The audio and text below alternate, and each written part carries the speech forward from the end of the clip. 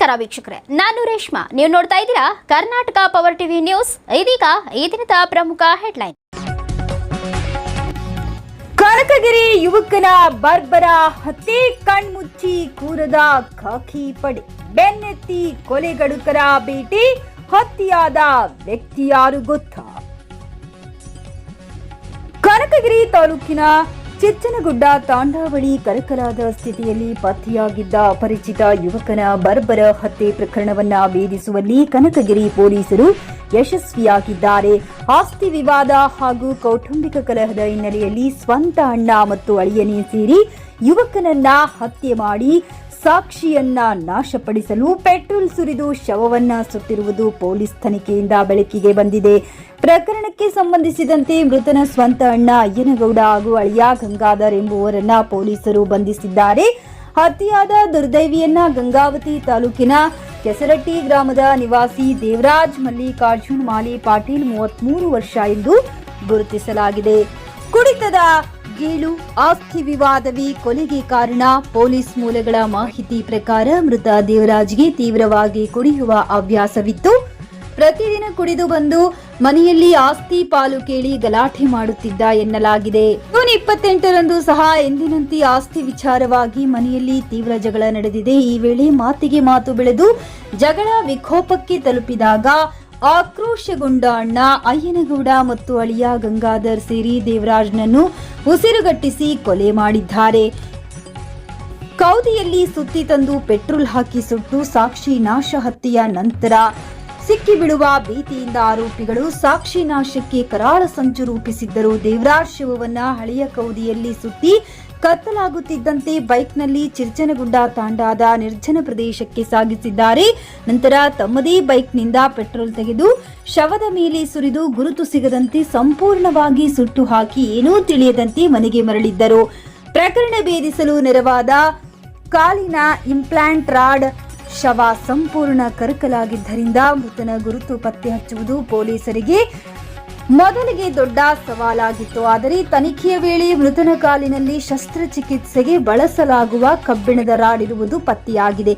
ಇತ್ತೀಚೆಗೆ ಕಾಣೆಯಾದವರ ಪಟ್ಟಿಯನ್ನ ಪರಿಶೀಲಿಸಿದಾಗ ಕೆಸರಟ್ಟಿಯ ದೇವರಾಜ್ ಕಾಣೆಯಾಗಿರುವ ಬಗ್ಗೆ ಮಾಹಿತಿ ಲಭ್ಯವಾಗಿದೆ. ಮೃತ ದೇವರಾಜ್ಗೆ ಈ ಹಿಂದೆ ಅಪಘಾತವಾಗಿ ಕಾಲಿಗೆ ಆಪರೇಷನ್ ಆಗಿದ್ದನ್ನ ಖಚಿತಪಡಿಸಿಕೊಂಡ ಪೊಲೀಸರು ತಕ್ಷಣವೇ ಆತನ ಕುಟುಂಬಸ್ಥರನ್ನ ವಶಕ್ಕೆ ಪಡೆದು ವಿಚಾರಣೆ ನಡೆಸಿದ್ದಾರೆ. ಪೊಲೀಸ್ ವಿಚಾರಣೆ ವೇಳೆ ತಪ್ಪೊಪ್ಪಿಕೊಂಡ ಆರೋಪಿಗಳು ಕಾಲಿನ ರಾಡ್ ಆಧಾರದ ಮೇಲೆ ಪೊಲೀಸರು ತೀವ್ರ ವಿಚಾರಣೆ ನಡೆಸಿದಾಗ ಹಂತಕರು ಜರ್ಜರಿತವಾಗಿ ಕೊಲೆ ಮಾಡಿರುವುದನ್ನ ಒಪ್ಪಿಕೊಂಡಿದ್ದಾರೆ. ಕನಕಗಿರಿ ಪೊಲೀಸ್ ಇನ್ಸ್ಪೆಕ್ಟರ್ ನೇತೃತ್ವದ ತಂಡವು ಇಬ್ಬರು ಆರೋಪಿಗಳನ್ನ ಬಂಧಿಸಿದ್ದು ನ್ಯಾಯಾಂಗ ಬಂಧನಕ್ಕೆ ಒಪ್ಪಿಸಿದೆ. ಒಂದೇ ಒಂದು ವೈದ್ಯಕೀಯ ರಾಡ್ ಆಧಾರದ ಮೇಲೆ ಅತ್ಯಂತ ಚಾಣಾಕ್ಷರತನದಿಂದ ಕೇವಲ ಕೆಲವೇ ದಿನಗಳಲ್ಲಿ ಕೊಲೆ ಪ್ರಕರಣ ಭೇದಿಸಿದ ಕನಕಗಿರಿ ಪೊಲೀಸರ ಕಾರ್ಯಕ್ಷಮತೆಗೆ ಸಾರ್ವಜನಿಕ ವಲಯದಲ್ಲಿ ಶ್ಲಾಘನೆ ವ್ಯಕ್ತವಾಗಿದೆ. ಕನಕಗಿರಿ ಪೊಲೀಸ್ ಠಾಣಾ ವ್ಯಾಪ್ತಿಯ ಚಿಚ್ಚನಗುಡ್ಡ ತಾಂಡದ ಒಂದು ಕಾಡು ಪ್ರದೇಶದಲ್ಲಿ ಅನಾಮಧೇಯ ಗಂಡಸಿನ ಶವ ಸುಟ್ಟು ಹಾಕಿದ್ದಾರೆ. ಅಸ್ಥಿಪಂಜರ ಇದೆ ಅಂತೇಳಿ ನಮಗೆ ಮಾಹಿತಿ ಬಂದಿದ್ದು ನಾವು ಕೂಡಲೇ ಸಿಬ್ಬಂದಿಯೊಂದಿಗೆ ದಿನಾಂಕ 4 ಇದೇ ತಿಂಗಳು 4ನೇ ತಾರೀಕಿನಂದು ರಾತ್ರಿ ನಾವು ಸಿಬ್ಬಂದಿಯೊಂದಿಗೆ ಹೋಗಿ ಸ್ಥಳದಲ್ಲಿ ನೋಡಿದಾಗಿ ಒಂದು ಅನಾಮಧೇಯ ಸುಮಾರು ಒಂದು 25 ವರ್ಷ ವಯಸ್ಸಿನ ಗಂಡಸಿನ ಒಂದು ಅನಾಮಧೇಯ ಶವ ಇತ್ತು. ಅದು ಯಾರೋ ದುಷ್ಕರ್ಮಿಗಳು ಅದನ್ನು ಕೊಲೆ ಮಾಡಿ ಗುರುತಿಸಬಾರ್ದು ಅಂತ ಹೇಳಿ ಆ ಜಾಗದಲ್ಲಿ ತಂದು ಹಾಕಿ ಪೆಟ್ರೋಲ್ನಿಂದ ಬೆಂಕಿ ಹಚ್ಚಿ ಸುಟ್ಟಿದ್ದಾರೆ. ಅದನ್ನು ಕೊಳೆತ ಶವವಾಗಿದ್ದರಿಂದ ಪ್ರಾಣಿಗಳು ಸಹ ತಿಂದು ಬರೀ ಅಸ್ಥಿಪಂಜರ ಮಾತ್ರ ನಮ್ಗೆ ಸಿಕ್ಕಿದ್ದು. ಈ ಹಿನ್ನೆಲೆಯಲ್ಲಿ ನಾವು ನಮ್ಮ ಕನಕಗಿರಿ ಪೊಲೀಸ್ ಠಾಣೆಯಲ್ಲಿ ಗುನ್ನೆ ನಂಬರ್ 108/26 ಕೊಲೆ ಮತ್ತು ಸಾಕ್ಷಿ ನಾಶ ಪ್ರಕರಣವನ್ನು ದಾಖಲಿಸಿಕೊಂಡು ನಮ್ಮ ಮೇಲಾಧಿಕಾರಿಗಳಾದ SP ಸಾಹೇಬರು ಕೊಪ್ಪಳ, ಅಡಿಷನಲ್ SP ಸಾಹೇಬರು ಕೊಪ್ಪಳ ಮತ್ತು DSP ಸಾಹೇಬರು ಗಂಗಾವತಿ ನೇತೃತ್ವದಲ್ಲಿ ನಾವು ಸುಮಾರು 3 ತಂಡಗಳನ್ನಾಗಿ ಮಾಡಿ ಈ ಒಂದು ಕೊಲೆಯನ್ನು ಭೇದಿಸಬೇಕು ಅಂತ ಹೇಳಿಬಿಟ್ಟು ನಾವು ಈ ನಮ್ಮ ಇಲಾಖೆ ತಂತ್ರಜ್ಞಾನ ಒಂದು ಟೆಕ್ನಿಕಲ್ ಎವಿಡೆನ್ಸ್ಗಳನ್ನು, ಸಾಕ್ಷಿಗಳನ್ನು, ಇವುಗಳನ್ನೆಲ್ಲ ನಾವು ಶೇಖರಣೆ ಮಾಡಿ ಟವರ್ ಡಂಪು, CDR, ಲೊಕೇಶನ್ಸು ಇವುಗಳನ್ನೆಲ್ಲ ನಾವು ಮಾಡಿ ಒಂದು 3 ತಂಡಗಳ ಪೈಕಿ ಒಂದು ತಂಡ ನಮಗೆ ಹೇರೂರು ಗ್ರಾಮದಲ್ಲಿ ಒಬ್ಬ ಯುವಕ ಮಿಸ್ ಆಗಿದ್ದಾರೆ ಅಲ್ಲಿ ಅನ್ನುವಂಥದ್ದು ನಮಗೆ ಮಾಹಿತಿ ಬಂದ ಮೇಲೆ ಆ ಹಿನ್ನೆಲೆಯಲ್ಲಿ ನಾವು ನಮ್ಮ ತಂಡದೊಂದಿಗೆ ನಾವು ಬೆನ್ನಟ್ಟಿ ಹೋದಾಗ ಅಲ್ಲಿ ದೇವೇಂದ್ರ ಗೌಡ ವಯಸ್ಸು 33 ವರ್ಷ ಅನ್ನುವಂಥ ವ್ಯಕ್ತಿ ಆ ಶವ ಆಗಿತ್ತು ಅನ್ನೋದು ನಮಗೆ ಗೊತ್ತಾಯಿತು. ಆದ ನಂತರ ನಾವು ಅದಕ್ಕೆ ಕಾರಣ ಹುಡುಕಿದಾಗ ಅದು ಅವರ ಕೌಟುಂಬಿಕ ಸಮಸ್ಯೆ ಹಿನ್ನೆಲೆಯಲ್ಲಿ ಒಂದು ಜಮೀನು ವಿವಾದ ಮತ್ತು ಕೌಟುಂಬಿಕ ಸಮಸ್ಯೆ, ಆಸ್ತಿ ಹಂಚಿಕೆ ವಿವಾದ ಇರುವುದರಿಂದ ಅವರ ಕುಟುಂಬಸ್ಥರೇ ಅವರಣ್ಣ ಏನುಗೌಡ ಪಾಟೀಲ್ ಮತ್ತು ಅವರ ಮಾವ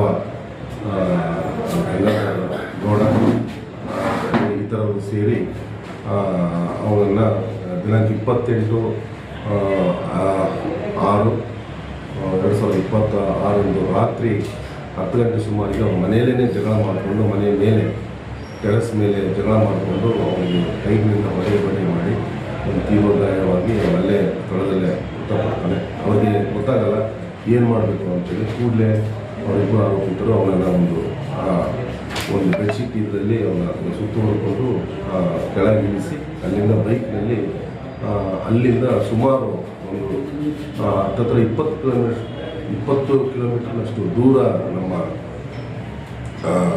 ಕನಕಗಿರಿ ಠಾಣೆ ಸರಹದ್ದು ಚರ್ಚಿನಗುಡ್ಡ ತಾಂಡದ ಅಡವಿ ಪ್ರದೇಶದಲ್ಲಿ ಬಿಸಾಕಿ ಅದೇ ಬೈಕ್ನಿಂದ ಅಲ್ಲಿ ಬಂದಿದ್ದ ಪೆಟ್ರೋಲನ್ನು ತೆಗೆದು ಅದರ ಮೇಲೆ ಸುಟ್ಟು ಹಾಕಿ ಹೋಗಿದ್ದಾರೆ ಅಂತೇಳಿ ನಮಗೆ ತನಿಖೆಯಿಂದ ಗೊತ್ತಿದ್ದೀವಿ, ಗೊತ್ತಾಗಿದೆ. ಹಾಗಾಗಿ ನಾವು ಆ ಇಬ್ಬರು ಅಯ್ಯನಗೌಡ ಮತ್ತು ಗಂಗಾಧರ ಗೌಡ ಆರೋಪಿಗಳನ್ನು ನಾವು ಬಂಧಿಸಿ ನಮ್ಮ ಕಾನೂನು ಕ್ರಮ ಏನಿದೆ ಆ ಕಾನೂನು ಕ್ರಮವನ್ನು ಪ್ರಕಾರ ನಾವು ಪ್ರೊಸೀಜರನ್ನು ನಾವು ಮಾಡ್ತಾ ಇದ್ದೀವಿ ಸರ್.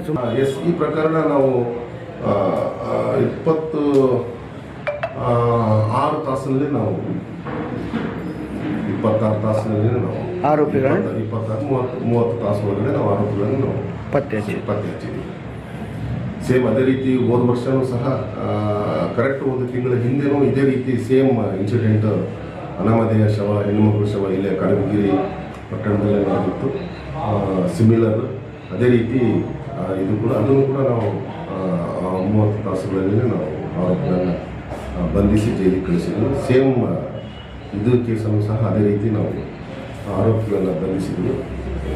ಅವರಿಗೆ ಕಾನೂನು ಪ್ರಕಾರ ಕ್ರಮ ಕೈಗೊಳ್ಳುತ್ತೇವೆ. ನೈಜ ಸುದ್ದಿಗಾಗಿ ನಿರಂತರವಾಗಿ ನೋಡ್ತಾ ಇರಿ ಕರ್ನಾಟಕ ಪವರ್ ಟಿವಿ ನ್ಯೂಸ್. ನೀವು ಇನ್ನು ನಮ್ಮ ಚಾನೆಲ್ ಸಬ್ಸ್ಕ್ರೈಬ್ ಮಾಡಿಲ್ಲ ಅಂದ್ರೆ ಕೂಡಲೇ ನಮ್ಮ ಚಾನೆಲ್ ಸಬ್ಸ್ಕ್ರೈಬ್ ಮಾಡಿ, ಲೈಕ್ ಮಾಡಿ, ಕಮೆಂಟ್ ಮಾಡಿ, ಶೇರ್ ಮಾಡಿ ಮತ್ತು ಬೆಲ್ ಐಕಾನ್ ಪ್ರೆಸ್ ಮಾಡಿ.